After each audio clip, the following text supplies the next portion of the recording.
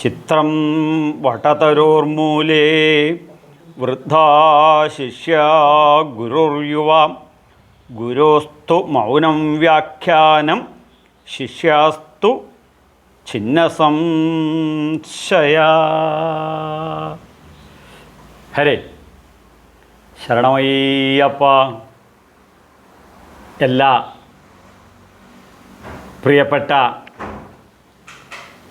ഭഗവത്ഗീത ഭാഗവത വിചിന്തന കുടുംബാംഗങ്ങൾക്കും നൂറായിരം സ്നേഹ പുഷ്പങ്ങൾ. സന്തോഷത്തിൽ നിന്നും ആനന്ദത്തിൽ നിന്നും ആത്മനിർവൃതിയിലേക്കുള്ള പ്രയാണമായിരിക്കണം ഞാനും നിങ്ങളുമടങ്ങുന്ന ഹൈന്ദവ സമൂഹത്തിൻ്റെ ജീവിതം. കാരണം അബ്രഹാമിക് മതങ്ങൾ, അതായത് സെമിറ്റിക് മതങ്ങൾക്ക് ഉദാഹരണം, ഇപ്പോൾ ക്രിസ്തു മതത്തിന് ജീസസിൻ്റെ ഒരു ബൈബിള് മാത്രമാണ്, മുഹമ്മദ് നബി, പ്രവാചകനായ മുഹമ്മദ് നബിയുടെ ഒരു ഖുർആൻ മാത്രമാണ്. മുസ്ലിം മതത്തിന് ചിരപുരാതനമായ സനാതനമായ ഭാരതീയ ഋഷിപ്രോക്തമായ എൻ്റെ ഭാരതീയ ഹൈന്ദവ സംസ്കൃതിക്ക് ഒരു യൂണിവേഴ്സിറ്റിയാണ്. 100,000 ഗ്രന്ഥങ്ങളാണ്. 5000 വർഷങ്ങൾക്ക് മുന്നേ ഈ ഭാരതത്തിൽ യൂണിവേഴ്സിറ്റികളുണ്ടായിരുന്നു, തക്ഷശില അടക്കമുള്ള യൂണിവേഴ്സിറ്റികൾ. ആ യൂണിവേഴ്സിറ്റികളിൽ നിന്നും ഗുരുകുല സമ്പ്രദായ പ്രകാരം ലോകത്തിൻ്റെ നാനാഭാഗങ്ങളിൽ നിന്നും വിദ്യാർത്ഥികൾ വന്ന് പഠിക്കുമായിരുന്നു. ഇനി പഠിക്കുന്ന വിഷയം എന്താണ്? ടെററിസമല്ല. ഇവിടെ ആത്മവിദ്യയാണ്, തച്ചുശാസ്ത്രങ്ങളാണ്, വ്യാകരണമാണ്, തർക്കമാണ്, വാസ്തുവിദ്യകളാണ്. ഇതുപോലെ എന്തിന് ആയുർവേദവും സർജറി വരെ, മീമാംസ വരെ, വാനശാസ്ത്രം വരെ, ജ്യോതിഷം വരെ ഈ യൂണിവേഴ്സിറ്റികളിൽ പഠിപ്പിച്ചതായി മാക്സ് മുള്ളർ അടക്കമുള്ള ചരിത്രകാരന്മാർ റിട്ടണായി ചരിത്രം എഴുതി വച്ചിരിക്കുകയാണ്. ഇതിൽ നിന്നും ബ്രിട്ടീഷുകാർ വ്യതിചലിപ്പിച്ച പാതയിലൂടെ ഭാരതം മുന്നോട്ട് പോയി. വ്യതിചലിപ്പിച്ച പാതയിലൂടെ ഭാരതം മുന്നോട്ട് പോയി. അവിടെ നിന്നും അടിമുടി ഒരു പരിവർത്തനം, ഹൈന്ദവ നവോത്ഥാനം. അതാണ് നാഗ്പൂരിൽ നിന്നും RSSൻ്റെയും BJPയുടെയും നരേന്ദ്രമോദിയുടെയും അമിത്ഷായുടെയും 23ഓളം മുഖ്യമന്ത്രിമാരുടെ നേതൃത്വത്തിൽ ഒരു ഭാരതീയ ഹൈന്ദവ നവോത്ഥാനം. അതിന് നമ്മുടെ ശത്രുവാളയത്തിൽ നിൽക്കുന്നവർ കാവ്യവൽക്കരണം എന്ന് പറയും. കാണുന്നില്ലേ മൊത്തം കാവ്യ. ഈ കാവ്യവൽക്കരണം എന്ന് പറഞ്ഞാൽ എനിക്കത് വലിയ സന്തോഷമാണ്. കാരണം ഈ കാവ്യവൽക്കരണത്തിലുള്ള സന്തോഷം അത് സംതൃപ്തിയാണ്. ഈ സംതൃപ്തി എന്താണെന്ന് ചോദിച്ചു കഴിഞ്ഞാൽ ഈ വേദങ്ങളും ഉപനിഷത്തുക്കളും ഭഗവത്ഗീതയും ഭാഗവതവും നമ്മുടെ നിത്യജീവിതത്തിൽ ഇംപ്ലിമെൻറ്റ് ചെയ്യണം. അത് ഇംപ്ലിമെൻറ്റ് ചെയ്യാൻ നമ്മുടെ മനസ്സിനെ ഉയർത്തുന്ന, ശ്രദ്ധിക്കൂ, മൈൻഡ് ട്രാൻസ്ഫോമിങ് സെൻറ്റേഴ്സുകളാണ് ഈ ക്ഷേത്ര സംസ്കൃതി. നമുക്ക് അച്ഛൻ്റെ വീടുണ്ട്, ഇല്ലേ? ഉണ്ട്. അച്ഛൻ്റെ വീട്ടിൽ പോവാം, അമ്മയുടെ വീട്ടിൽ പോവാം, കൊച്ചച്ഛനുണ്ട്, ചിറ്റയുണ്ട്, പേരപ്പനുണ്ട്, പേരമ്മയുണ്ട്, ഇവരൊക്കെ ഉണ്ടല്ലോ. ഉണ്ട്. ഈ ബന്ധുക്കളുടെ വീടുകളിലൊക്കെ നമ്മൾ പിറന്നാൾ ആഘോഷിക്കാറുണ്ട്, ഇല്ലേ? അമ്പലത്തിൽ ഉത്സവം ആഘോഷിക്കാറുണ്ട്, ഇല്ലേ? വിവാഹം ആഘോഷിക്കാറുണ്ട്. ഇങ്ങനെയുള്ള ഈ സനാതനമായ ഭാരതീയ ഋഷിപ്രോക്തമായ ഈ സംസ്കൃതിയുടെ ഭാഗമാണ്, അവിഭാജ്യ ഘടകമാണ് ക്ഷേത്രവും ക്ഷേത്ര സംസ്കൃതിയും. അത് മനസ്സിനെ, ശ്രദ്ധിക്കണം, മനസ്സിനെ പ്രതിഷ്ഠിക്കണം, ഉറപ്പിക്കാനുള്ള ഒരു ട്രെയിനിങ് സെൻറ്ററുകളായിട്ടാണ് ഋഷീശ്വരന്മാർ. അതുകൊണ്ട് തന്നെയാണ് പൂർണ്ണാവതാരത്തിൽ ഭഗവത്ഗീതയിൽ പറയുന്നു, ഇതം ശരീരം കൗന്ദേയ ക്ഷേത്രമിത്യഭിധീയതേ. ഈ ശരീരം തന്നെയാണ് ക്ഷേത്രം. ആ ക്ഷേത്ര സംസ്കൃതി അത് എൽ കെ ജി ഗൃഹസ്ഥാശ്രന്മാർ സാധാരണക്കാർക്ക് മനോവികാസത്തിനുള്ള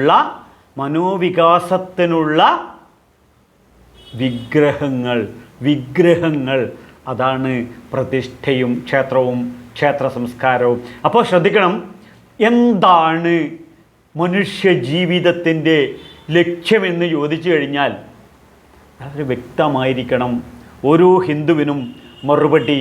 എൻ്റെ ജീവിത ലക്ഷ്യം എൻ്റെ മനോവികാസമാണ്. ആ മനോവികാസത്തിലൂടെയുള്ള യാത്രയിൽ ജീവിതം എന്ന വാക്കിന് ഋഷി നൽകിയ ഡെഫിനിഷൻ അനുഭവം എന്നുള്ളതാണ്.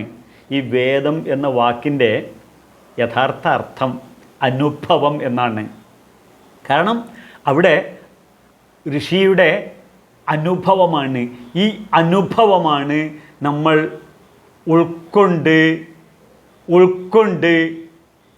ജീവിതത്തിൻ്റെ സമഗ്രമായ ഭാഗങ്ങളിലും വികസിപ്പിക്കുന്ന ഒരു വികസന തത്വസംഹിത. ഇതിൽ പ്രതികൂലമായ അനുഭവം, ശ്രദ്ധിക്കണം, പ്രതികൂലമായ അനുഭവം തൃണവൽക്കരിക്കാൻ നമ്മുടെ മനസ്സിനെ പ്രാപ്തമാക്കുന്നു. ജീവിതത്തിൽ പ്രതികൂലമായ അനുഭവം തൃണവൽക്കരിക്കാൻ നമ്മളെ എന്തു ചെയ്യുന്നു? പ്രാപ്തമാക്കുന്നു. ഇനി ശ്രദ്ധിക്കണം, ഈ പ്രതികൂലമായ അവസ്ഥ എന്തായിരുന്നു? അവസരങ്ങളാക്കി മാറ്റണം. എങ്കിൽ മാത്രമേ നമുക്ക് ഹൃദയവികാസമുണ്ടാകുള്ളൂ. എങ്കിൽ മാത്രമേ ഈ പ്രതികൂലതയെയും നമുക്ക് ആക്സെപ്റ്റ് ചെയ്യാൻ പറ്റുള്ളൂ. അപ്പോൾ ആ മനസ്സിൻ്റെ പ്രത്യേകത എന്താണെന്ന് വെച്ച് കഴിഞ്ഞാൽ, ഈ ആക്സെപ്റ്റൻസി വന്നു കഴിഞ്ഞാൽ ശ്രദ്ധിക്കണം, നമ്മൾ ചെറുപ്പത്തിലേ നമ്മുടെ അച്ഛനെയും നമ്മുടെ അമ്മയെയും ആക്സെപ്റ്റ് ചെയ്യും, നമ്മളെ സഹോദരിമാരെയും നമ്മുടെ സഹോദരന്മാരെയും ആക്സെപ്റ്റ് ചെയ്യും.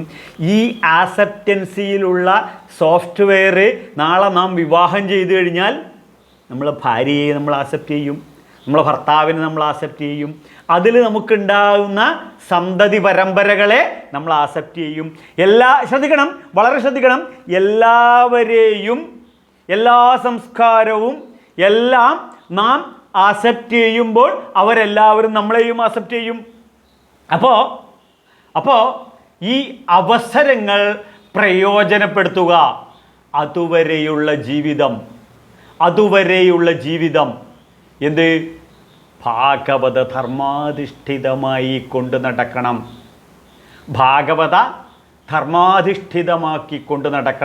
ഇതാണ് ഗൃഹസ്ഥാശ്രമ ധർമ്മം. ഈ ഗൃഹസ്ഥാശ്രമ ധർമ്മത്തിൽ ശ്രദ്ധിക്കണം, ഒരൊറ്റ സബ്ജക്റ്റേ ഉള്ളൂ. എന്ത്? അംഗീകരിക്കുക, ആക്സെപ്റ്റ് ചെയ്യുക. അപ്പോൾ ശ്രദ്ധിക്കണം, ഗൃഹസ്ഥം ആശ്രമമാക്കണം. ഇത് ഹിമാലയത്തിൽ ഋഷീശ്വരന്മാർ തപസ് ചെയ്ത അനുഭവം സ്വന്തം ഗൃഹത്തിൽ ധർമാചരണത്തിലൂടെ അനുഭവിക്കണം. അപ്പോൾ നല്ലൊരച്ഛനാകും, നല്ലൊരു മകനാകും, നല്ലൊരു ഭാര്യയാവും, നല്ലൊരു സഹോദരിയാവും, നല്ലൊരു മക്കളാകും. ഈ നന്മ നിറഞ്ഞ കുടുംബാന്തരീക്ഷത്തിൽ ഓരോ വ്യക്തിയും അവനവൻ്റെ റോള് പെർഫെക്റ്റായി അഭിനയിക്കുന്നതാണ് ധർമ്മം. ധാരയതി ധർമ്മം യഥോ അഭ്യുദയ നിശ്രേയസ്യ പ്രാപ്തി ഇതി ധർമ്മ. അവിടെ നിശ്രേയസ്, പറഞ്ഞറിയിക്കാൻ പറ്റാത്ത രീതിയിലുള്ള ശ്രേയസ്. നമ്മുടെ കുടുംബത്തിൽ ശ്രേയസ് ഇപ്പോൾ ഇത്രയും സമയം പറഞ്ഞിട്ട് വാസ്തുവിനെ ഡിപ്പെൻഡ് ചെയ്തിട്ടോ പൂജകളെയോ കർമ്മത്തിനെയോ ഒന്നിനും ഡിപ്പെൻഡ് ചെയ്തിട്ടല്ല, പിന്നെ ജ്യോതിഷത്തിനെയോ ഗ്രഹങ്ങളെയോ ഭൂതങ്ങളെയോ പിശാചുക്കളെയോ ഒന്നിനും ഡിപ്പെൻഡ് ചെയ്തിട്ടല്ല, മറിച്ച് അവനവൻ്റെ കർമ്മം. നമ്മളൊക്കെ വീട്ടിൽ ഫ്രണ്ടിൽ ബോർഡ് എഴുതി വെച്ചിട്ടുണ്ടാവും. എന്ത്? ഗുരുവായൂരപ്പൻ ഈ വീടിൻ്റെ ഐശ്വര്യം, ശബരിമല ധർമ്മശാസ്താവ് ഈ വീടിൻ്റെ ഐശ്വര്യം. ഈ ബോർഡ് ഉണ്ടെങ്കിൽ അത് സ്ക്രൂ ഡ്രൈവർ എടുത്ത് മെല്ലെ അഴിച്ചു മാറ്റിയിട്ട് രാമായണം ഒറ്റ വരിയിൽ അവിടെ എഴുതി വെക്കുക. താൻ നിരന്തരം ചെയ്യുന്ന കർമ്മങ്ങൾ താൻ അനുഭവിച്ചിടുവെന്നേ വരൂ. ഞാൻ ചെയ്യുന്ന സൽക്കർമ്മം എൻ്റെ വീടിൻ്റെ ഐശ്വര്യം, മറ്റൊന്നല്ല. ഈ ശാസ്ത്രങ്ങൾ പഠിച്ചു കഴിഞ്ഞാൽ ഏറ്റവും വലിയ പ്രത്യേകം, ചൂഷണം ലോകത്തിൽ ഏറ്റവും കൂടുതൽ നടക്കുന്ന എവിടെയാണെന്ന് ചോദിച്ചു കഴിഞ്ഞാൽ അജ്ഞതയാണ് ചൂഷണം നടത്തുക. അതുകൊണ്ട് ജ്ഞാനിയാകാൻ വേണ്ടിയിട്ട് പറയും, ഈ ചൂഷണം എവിടെയാണ് നടക്കുന്നത്? അജ്ഞത. അതുകൊണ്ട് നമ്മളാദ്യം ഈ ഭാഗവതവും ഭഗവത്ഗീതയും പഠിക്കണം. നമ്മൾ ഇത് പ്രകാരം ഈ ധർമാധിഷ്ഠിത ജീവിതം നമ്മൾ സന്തോഷമായി സംതൃപ്തിയായി കൊണ്ട് നടക്കുന്ന നമ്മുടെ മക്കൾ കാണണം, വരും തലമുറ കാണണം. എന്നിട്ട് ഈ ധർമാധിഷ്ഠിത ജീവിതത്തിൻ്റെ സന്തോഷം ഐശ്വര്യവും കണ്ടിട്ട് അവർക്ക് അസൂയ തോന്നി വരും തലമുറയും ഈ ഗൃഹസ്ഥാശ്രമത്തിലോട്ട് വന്ന് അവരുടെ ധർമാധിഷ്ഠിതമായ ജീവിതം അവർ കൊണ്ടു നടക്കണം. അപ്പോൾ ഈ നമ്മളെ ഭാഗവതത്തിൽ ഒരു കഥയുണ്ട്, നമ്മുടെ കുചേലൻ്റെ കഥ. ഒന്നുമില്ലാണ്ട് ദാരിദ്ര്യത്തിൻ്റെ അങ്ങ് ഏറ്റവും ദാരിദ്ര്യത്തിൽ എത്തിയ സമയത്ത് ഗൃഹസ്ഥാശ്രമമാണല്ലോ, ഭാര്യയും കുട്ടികളൊക്കെ ഉണ്ട്, എല്ലാവരും പട്ടിണിയാണ്. അല്ല ചേട്ടാ, ചേട്ടൻ്റെ കൂട്ടുകാരനല്ലേ നമ്മളെ കൃഷ്ണൻ ചേട്ടൻ? അതെ, അദ്ദേഹം മഹാഗൃഹസ്ഥനാണ്. അദ്ദേഹം മഹാഗൃഹസ്ഥനാണ്. 10,000-16,008 ഭാര്യമാരുള്ള, അതാണ് മഹാഗൃഹസ്ഥൻ എന്ന് പറയാൻ കാരണം. അദ്ദേഹത്തെ ഒന്ന് പോയി കാണാവോ? ഓ, പോയി കാണാം. ഈ പോയി കണ്ട് തിരിച്ചു വരുമ്പോൾ, ഈശ്വര, എനിക്ക് ഈ ഗുരുവായൂരപ്പനിലേക്ക് എത്തിച്ചു തന്നത് കുഞ്ഞുണ്ണി മാഷോൻ്റെ വീട്ടിൽ അനന്തരവും വന്നിട്ട് പറഞ്ഞു, പിറ്റേ ദിവസം ഗുരുവായൂരേക്ക് പോകുമ്പോൾ, അമ്മാവാ ഗുരുവായൂരേക്ക് എത്ര കിലോമീറ്റർ ഉണ്ട് ചോദിച്ചു. അപ്പോൾ കുഞ്ഞുണ്ണി മാഷ് പറഞ്ഞു, നിന്നിൽ നിന്നു നിന്നിലേക്ക് എത്ര ദൂരം, അത്ര ദൂരം. നിന്നിൽ നിന്ന് നിന്നിലേക്ക് എത്ര ദൂരം, അത്ര ദൂരം ഗുരുവായൂർക്ക്. ഇതുപോലെ തിരിച്ചു വരുന്ന സമയത്ത് കുചേലൻ ചിന്തിച്ചു, എനിക്ക് ഗുരുവായൂരപ്പനെ, എനിക്ക് പൊന്നുതമ്പുരാനെ, എനിക്ക് എൻ്റെ ആത്മസുഹൃത്തായ കൃഷ്ണനിലേക്കുള്ള വഴി കാണിച്ചു തന്നത് എൻ്റെ ഭാര്യയല്ലേ. അതുകൊണ്ട് ഭാഗവതം പറയുന്നു, അയം ഹി പരമോലാഭ, അയം ഹി പരമോലാഭ. എൻ്റെ ജീവിതം ലാഭമായി തീർന്നില്ലേ? എൻ്റെ ജീവിതം സന്തോഷ സംതൃപ്തിയായി തീർന്നില്ലേ? അയം ഹി പരമോലാഭ ഉത്തമ ശ്ലോക ദർശന. ഒരു സംഗീതം പോലെ ആയില്ലേ എൻ്റെ ജീവിതം? ഞാനിപ്പോൾ പോയതുപോലെയാണോ വരുന്നത്? അല്ല, ഞാൻ പോയപ്പോൾ ദുഃഖ ദുരിതമാകുന്ന ജീവിതമാകുന്ന പ്രാരബ്ധമാകുന്ന ഭാണ്ഡവും തൂക്കിയിട്ടാണ് പോയത്. ഇപ്പോൾ വരുമ്പോൾ ചിരിച്ചുല്ലസിച്ച് ആർത്തട്ടഹസിച്ചുകൊണ്ട് പരമപ്രേമസ്വരൂപനായ കൃഷ്ണനിൽ ലയിച്ച് ചേർന്നിട്ടല്ലേ തിരിച്ചു വരുന്നത്. അപ്പോഴേക്കും ഇവിടെ വീട്ടിൽ നടന്ന കാര്യങ്ങളൊക്കെ അറിയാത്ത ആൾക്കാർ അറിയാൻ സാധ്യതയില്ല, ഹിന്ദുക്കളായതുകൊണ്ട് അറിയാൻ സാധ്യതയില്ല. ഏതായാലും ശരി, ഭാഗവതം എടുത്തിട്ടൊന്ന് വായിച്ചു നോക്കിയാൽ കൃഷ്ണമായി മനസ്സിലാവും. അപ്പോൾ ഭാര്യ ഇവിടുന്ന് സർവാഭരണ വിഭൂഷിതയായി, ജയലക്ഷ്മി സിൽക്സിലെ മൊത്തം സാരി ഇവിടെ എത്തിയിരിക്കുന്ന എല്ലാ ഫെസിലിറ്റിയും. അപ്പോൾ ഭാര്യ ചിന്തിക്കുന്നുണ്ട്, എന്ത്? അയം ഹി പരമോലാഭ ഉത്തമ ശ്ലോക ദർശന. അപ്പോൾ കുട്ടികൾക്ക് അതുവരെ സ്കൂളിൽ പോലും പോകാത്ത കുട്ടികൾക്ക് ഇപ്പം ICIC സിലബസ് ഗ്ലോബൽ പബ്ലിക് സ്കൂളിൽ അഡ്മിഷൻ കിട്ടിയിരിക്കുന്നത്. അപ്പോൾ കുട്ടികളും ചിന്തിക്കാൻ തുടങ്ങി, അയം ഹി പരമോലാഭ ഉത്തമ ശ്ലോക ദർശന.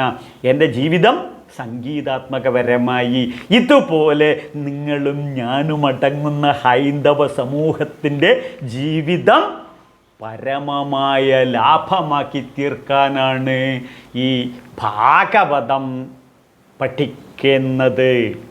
ഈ ഭഗവത്ഗീത പഠിച്ച് ജീവിതത്തിൽ പ്രാവർത്തികമാക്കുന്നത് വളരെ വ്യക്തമായിട്ട് പറയും. ഇവിടെ ഒന്നും സൃഷ്ടിയില്ല, ഇവിടെ ഒന്നും സൃഷ്ടിയില്ല. ഹൈന്ദവ സംസ്കൃതിയിൽ സൃഷ്ടിയില്ല, സൃഷ്ടിയില്ല. സൃഷ്ടികർത്താവല്ല ബ്രഹ്മാവ്. പുള്ളിക്കാരൻ ഒരു കോർഡിനേറ്റർ, ഒരു കളക്ഷൻ, ഒരു distribution, land labour organ efficiency ഉണ്ടെങ്കിൽ ഒരു പ്രൊഡക്ഷൻ നടക്കുകയുള്ളൂ. ഇതുപോലെ ഇവയൊക്കെ കൂട്ടി യോജിപ്പിക്കുന്ന വ്യക്തി. ഞാനുമായിട്ട് വളരെ അടുപ്പമുള്ളൊരു വ്യക്തിയാണ് യൂസഫ് അലി. ഇദ്ദേഹം എപ്പോഴും പറയുന്നൊരു വാക്കാണ്, ഇതൊന്നും എൻ്റേതല്ല, ഞാനിതൊക്കെ കൂട്ടി യോജിപ്പിക്കുന്ന ഒരു വ്യക്തി, അത്ര മാത്രമേ ഉള്ളൂ എന്ന്. ആ മഹാത്മാവിൻ്റെ വചനമാണ് ഇവിടെ എനിക്ക് പെട്ടെന്ന് ഓർമ്മ വരുന്നത്. ഏതായാലും ശരി, ഭാരതീയ ഹൈന്ദവ സംസ്കൃതിയിൽ സൃഷ്ടിയില്ല. ഈ സൃഷ്ടിയില്ല എന്നുള്ള സത്യത്തെ അരക്കിട്ടുറപ്പിക്കുകയാണ് ഐൻസ്റ്റീൻ. എനർജി സൃഷ്ടിക്കാനും പറ്റില്ല, നശിപ്പിക്കാനും പറ്റില്ല. പിന്നെ എന്താണ് ഞാൻ എന്ന് പറയുന്ന ഈ ശരീരത്തിൽ ഇത് സൃഷ്ടിയല്ല. ഇത് എൻ്റെ അച്ഛൻ, അദ്ദേഹം കഴിച്ചിരിക്കുന്ന അവിയൽ, സാമ്പാർ, പുളിശ്ശേരി, സാമ്പാർ, മെഴുക്ക് പുരട്ടി, പപ്പടം, ഉപ്പിലിട്ടത് മുതലായ ഘടകങ്ങൾ കഴിച്ച് അബ്സോർബ് ചെയ്ത് അവ മുഴുവൻ എനർജിയാണ്, കോസ്മിക് എനർജിയായി അദ്ദേഹത്തിൻ്റെ ശരീരത്തിലെ ബ്ലഡായി മാറി. ആ ബ്ലഡ് കൺവേർട്ട് ചെയ്ത് സെമനായി.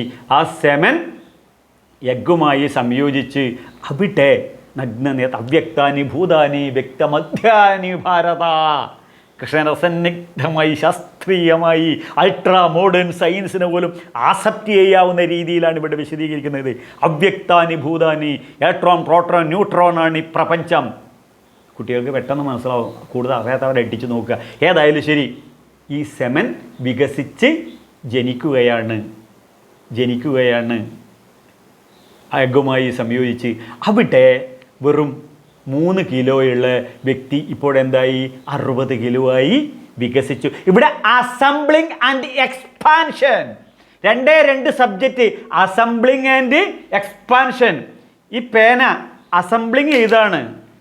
പല സാധനങ്ങളുമായിട്ട് നമ്മളെ കയ്യിലുള്ള മൊബൈൽ, അത് പല സംഭവങ്ങൾ കൂടി അസംബിൾ ചെയ്താണ്. ഈ സ്റ്റുഡിയോ ഒരുപാട് കാര്യം കൂടിയിട്ട് അസംബിൾ ചെയ്തിരിക്കുകയാണ്. ഈ AC ഒത്തിരി കാര്യങ്ങൾ കൂടി അസംബിൾ ചെയ്തിരിക്കുകയാണ്. ഇതുപോലെ നമ്മുടെ ശരീരവും അസംബിൾ ചെയ്തിരിക്കുകയാണ്. ഇവിടെ സൃഷ്ടിയില്ല. സൃഷ്ടി എന്ന് പറഞ്ഞാൽ പൊട്ടത്തരാണ്. അപ്പോൾ ശ്രദ്ധിക്കണം, ഇനിയാണ് ഈ സൃഷ്ടി നടക്കുന്നത് ശരീരത്തിൽ മാത്രമാണ്. അപ്പോൾ ഈ ശരീരത്തിൽ ശ്രദ്ധിക്കണം, ഞാൻ നേരത്തെ പറഞ്ഞു അച്ഛൻ്റെ ശരീരത്തിൽ ഉണ്ടായത് മുതൽ ഇതുവരെ വന്ന് ഉണ്ടായി, നിലനിന്ന്, നശിക്കുന്നു. ഇതിന് ഷഡ്വികാരങ്ങളുണ്ടാവും. ഷഡ്വികാരങ്ങൾ എന്ന് പറഞ്ഞാൽ 6 വികാരങ്ങൾ.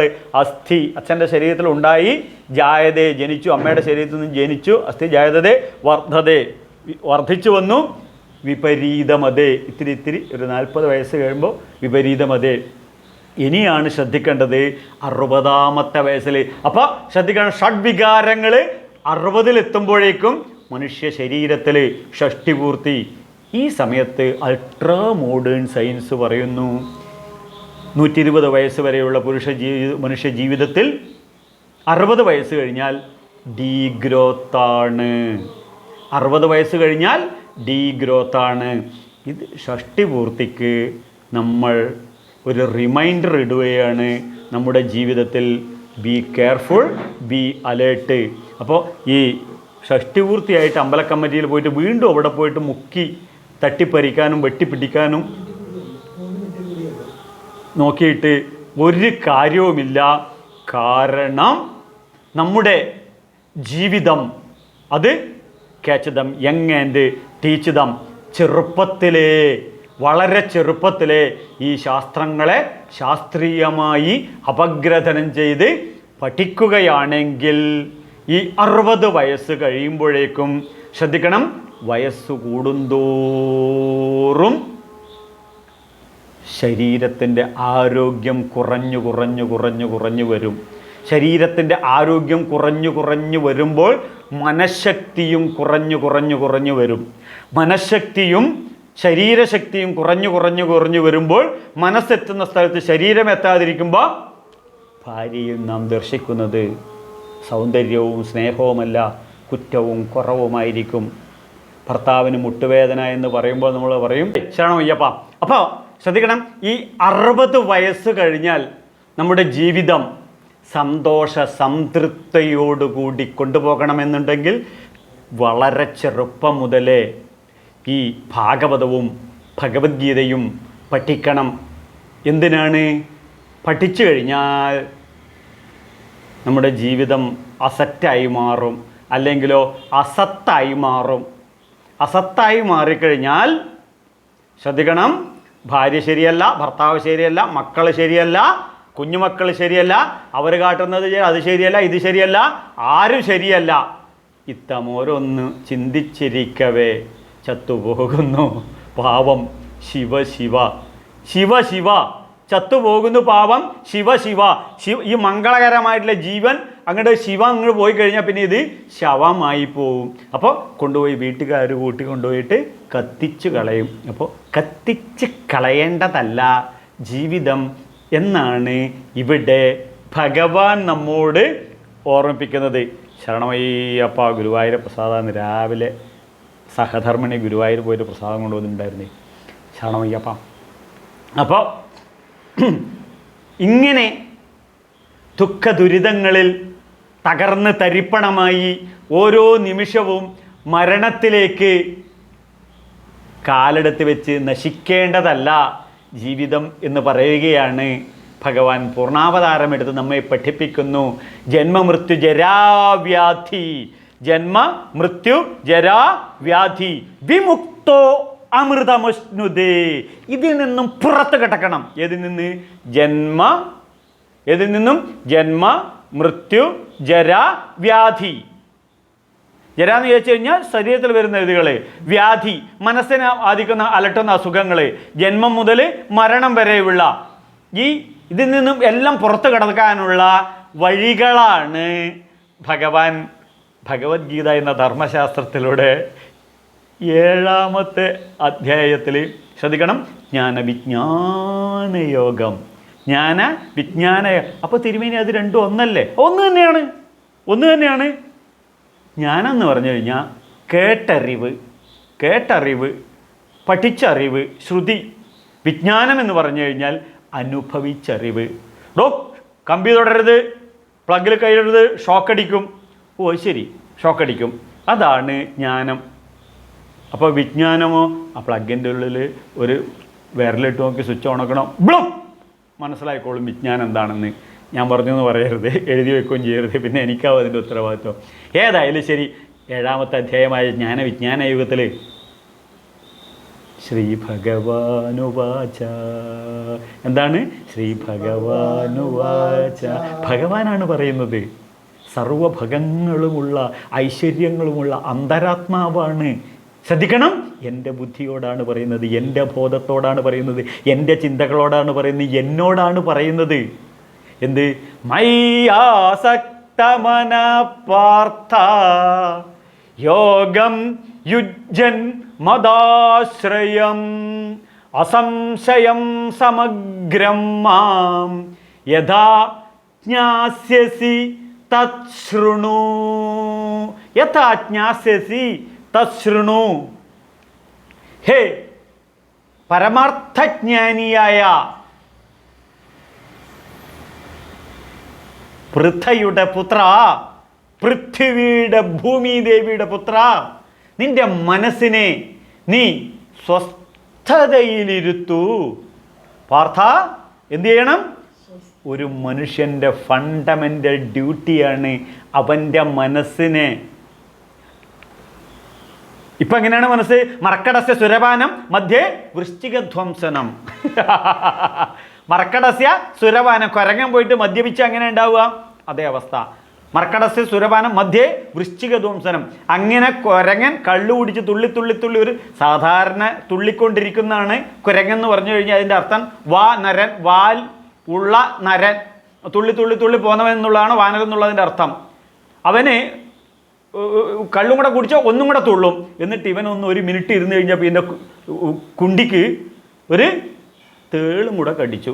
മർക്കടസ്യ സുരപാനം മധ്യേ വൃശ്ചികധ്വംസനം. ഈ രീതിയിലുള്ള മയ്യാസക്ത മന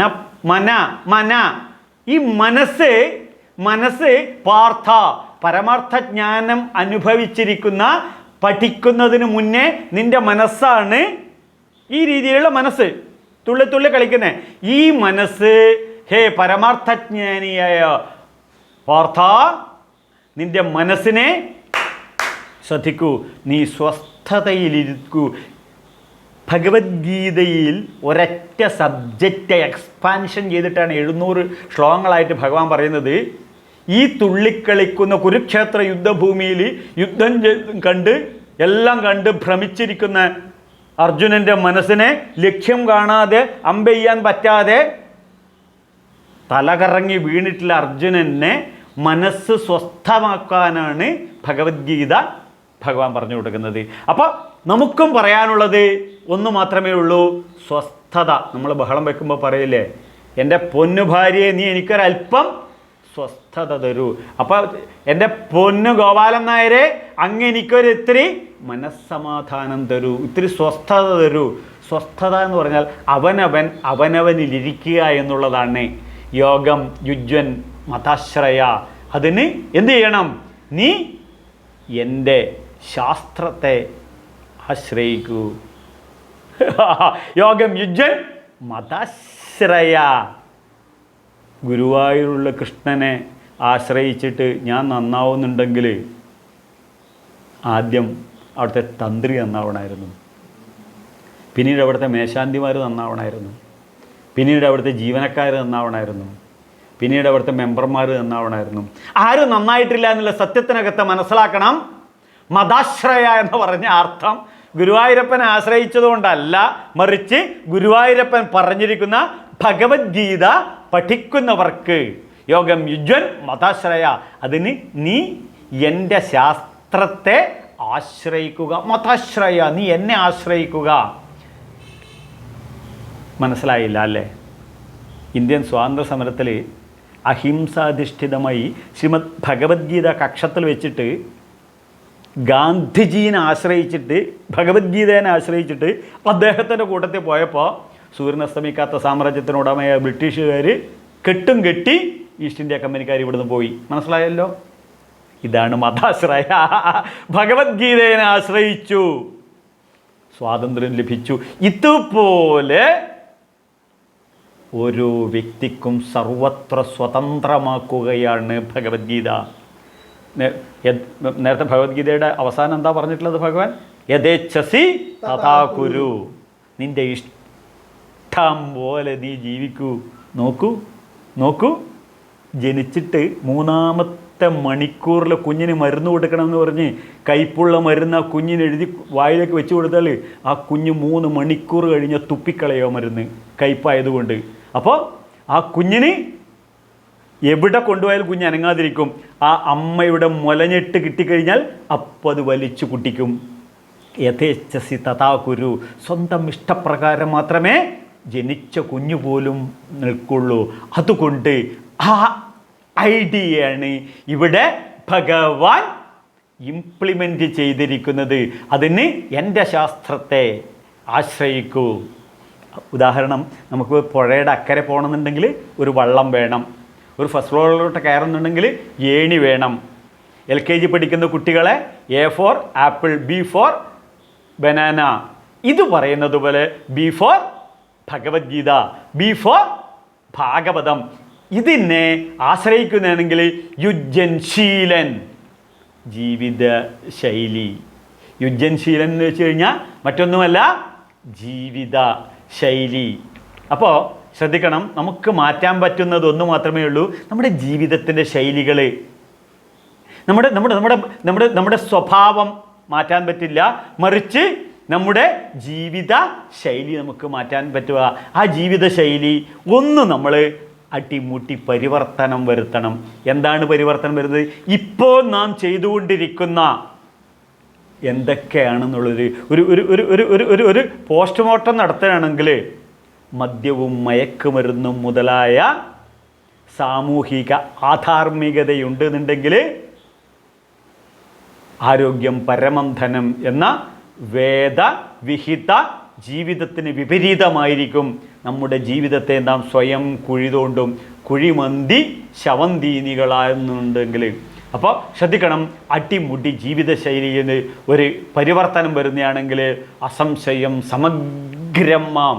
ശ്രദ്ധിക്കണം, അസംശയം, നീ ഒട്ടും സംശയിക്കണ്ട, സമഗ്രമായ പുരോഗതി രാഷ്ട്രത്തിന് വരും. എങ്ങനെ? വ്യക്തികൾക്ക് പുരോഗതി ഉണ്ടാക്കില്ല.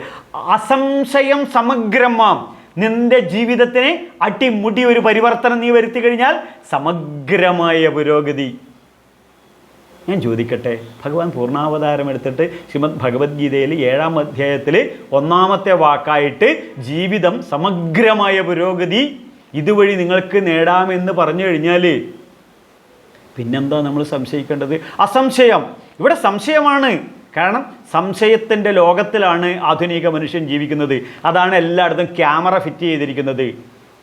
ഇത് 5000 വർഷങ്ങൾക്ക് മുന്നേ എഴുതി വെച്ചതുകൊണ്ട് മനസ്സിലായതുകൊണ്ടാണ് ഭഗവാൻ എഴുതിയത് സംശയാത്മാ വിനശ്യതി.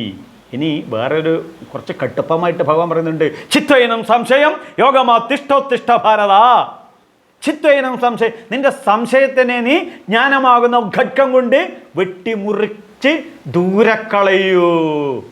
ഇനി ഭീഷ്മ പിതാമഹര് ശരശയ്യയെ കിടന്നുകൊണ്ട് ഭഗവാനെ സാക്ഷി നിർത്തിക്കൊണ്ട് പാണ്ഡവർക്ക് ഉപദേശിക്കുന്ന വിഷ്ണു സഹസ്രനാമം നമ്മളെ കുടുംബത്തിൽ ദിവസേന നമ്മളെല്ലാവരും ചൊല്ലേണ്ടതാണ്.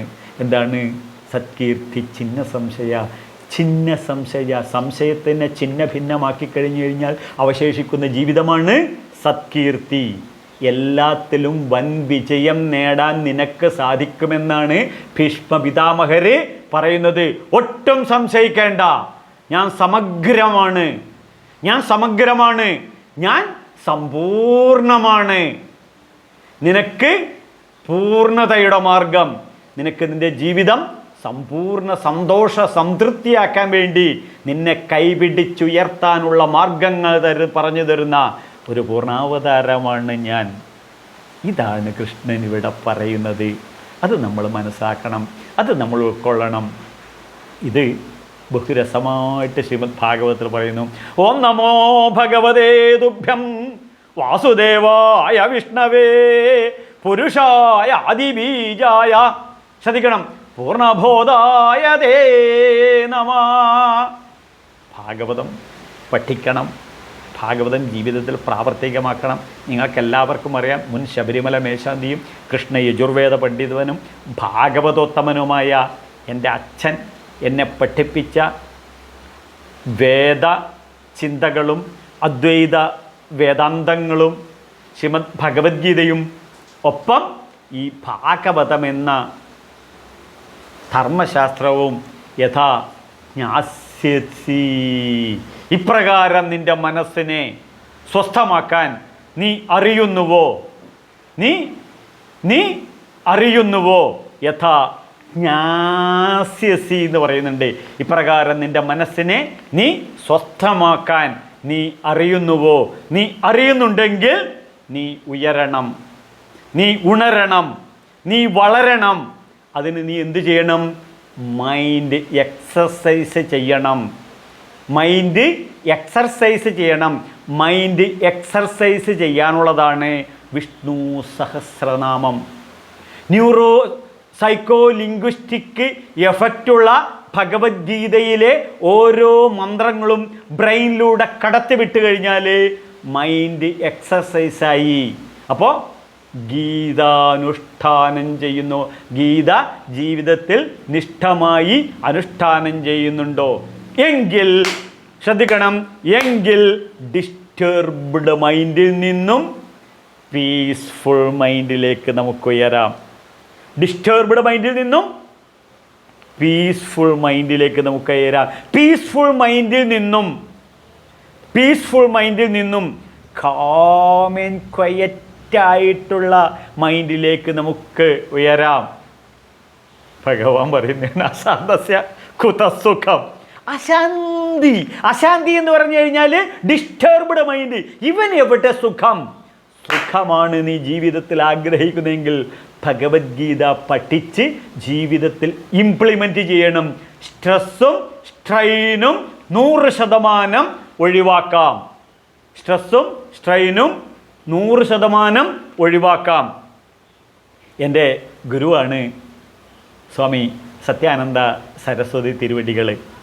അദ്ദേഹത്തിൻ്റെ ഗുരുവാണ് ഗീതാ ആചാര്യൻ സ്വാമി ചിന്മയാനന്ദ മഹാരാജ്. ചിന്മയാനന്ദ മഹാരാജ് പറയും, ഈ പോൾവാൾട്ട് ഇതങ്ങനെ കുത്തിപ്പിടിച്ചങ്ങനെ ഉയർന്ന് ആ ലൈൻ വെച്ചിട്ട് അവിടെ എത്തുമ്പോൾ പോൾവാൾട്ട് ഇങ്ങോട്ട് വിട്ടിട്ട് അപ്പുറത്തോട്ട് അങ്ങോട്ട് ചാടിക്കളയും. ഇതുപോലെ സ്ട്രെസ്സും സ്ട്രെയിനും അങ്ങോട്ട് 100% ഉപേക്ഷിക്കാൻ 700 പോൾവാട്ടാകുന്ന 700 ശ്ലോകങ്ങൾ ഉപയോഗിച്ചിട്ട് ഒരൊറ്റ ചാട്ടം എവിടത്തോട്ട്? സ്ട്രെങ്ത്തിലോട്ട്. നമ്മളെ മക്കളെ ഈ ചാട്ടം ഒന്ന് പഠിപ്പിക്കണം. എന്ത്? ആരോഗ്യപ്രദമായ ശരീരവും ആരോഗ്യപ്രദമായ മനസ്സിനും സ്ട്രെങ്തായ ഒരു ജീവിതത്തിനും സ്ട്രെങ്തായ ഒരു മനസ്സിനും ഉടമയാവാൻ സന്തോഷ സംതൃപ്ത ജീവിതത്തിനും ശ്രദ്ധിക്കൂ സമചിത്തത 4 വേദങ്ങളും നമ്മളെ ഇത് പറയാനും പഠിപ്പിക്കാനാണ് സമചിത്തത. ഇംബാലൻസ്ഡ് മൈൻഡിൽ നിന്നും ബാലൻസ്ഡ് മൈൻഡിലേക്ക് നമ്മളെ ഉയർത്തുന്നു.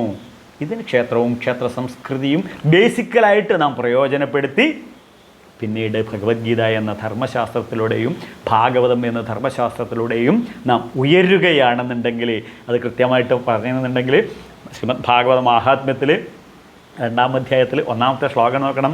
വൃഥാ ഖേദയസേ ബാലേ, വൃഥാ ഖേദയസേ ബാല്. ഇവിടെ കുഞ്ഞുങ്ങളെ പോലെ ഇങ്ങനെ കരയാതെ, കുഞ്ഞുങ്ങളാണ് ഇങ്ങനെ കരയുക, പ്രായമായിട്ടുള്ള ആൾ കരയില്ല.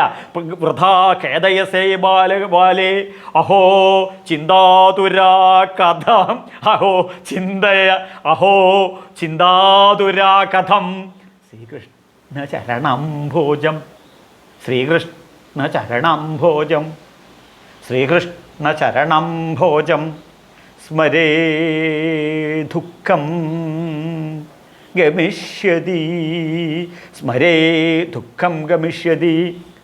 അപ്പോൾ ഇന്ന് ഗുരുവായൂരപ്പനായ ശ്രീകൃഷ്ണ പരമാത്മാവിൻ്റെ ചരണങ്ങൾ മനസ്സിൽ ഒന്ന് സ്മരിച്ചാൽ മതി, എല്ലാ ദുഃഖങ്ങളും വിട്ടുപോകും.